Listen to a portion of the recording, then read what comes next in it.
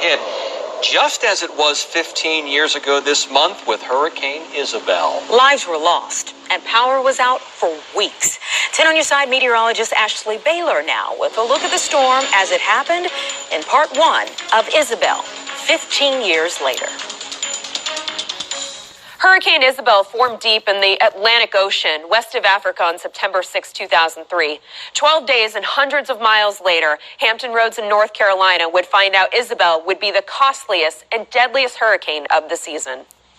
August 6, 2003, a tropical depression forms off the coast of Africa. It didn't take long for the National Hurricane Center to give it a name, Isabel.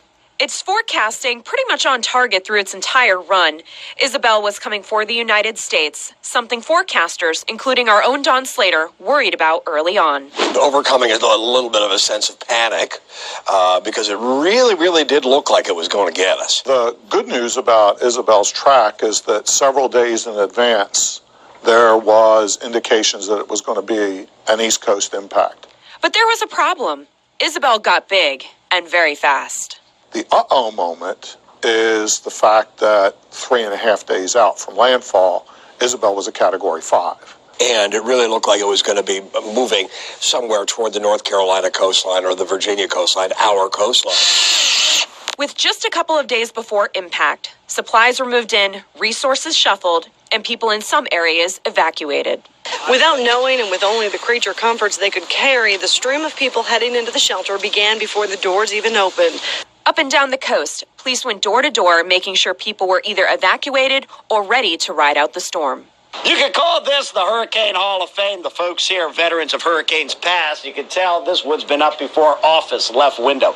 Dennis, the menace. Bonnie, go home. And now Isabel, the Jezebel. Then the morning of Thursday, September 18th, it was go time for Isabel. This is Wavy News 10. Good morning and welcome to Wavy News 10 special coverage of Hurricane Isabel. Isabel approached quickly, targeting the southern Outer Banks. Number one, you can see the center of the storm right here, located about 120 miles to the south-southeast of Cape Hatteras. Hatteras Island taking an almost direct hit. It's 12:30 on Thursday. Best we can tell, the eye of the hurricane is passing over around Ocracoke. We're out here at the Sea Ranch 2 Hotel. This is in Kill Devil Hills, North Carolina. This area is completely washed out right here. You can see how the concrete is lifted up off of the ground. By noontime, winds were just howling and continued that way for at least a good 8 hours. They were howling all day long into the night. Isabel continues to trek north and west, lashing Hampton Roads with wind, rain, and storm surge. We're at First View. The winds are already starting to pick up, and I got to show you what's already happened here. This tree was uprooted out of the ground. Several communities see historic flooding from Isabel. Flooding just about everywhere on the peninsula, perhaps the worst off Mercury Boulevard at an area known as Riverfront. The track of the storm gave our area storm surge unlike previous tropical systems. I think the biggest lesson learned was the storm surge profile.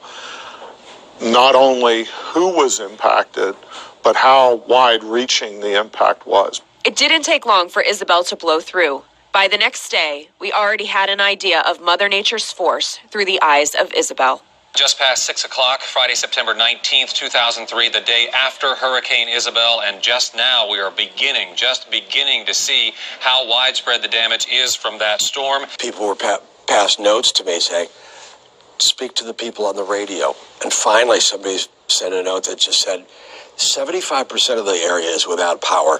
Tomorrow night, a look at the aftermath, the weeks of struggle to get things back to normal, and the price tag it put on 2003's costliest tropical system. I'm meteorologist Ashley Baylor.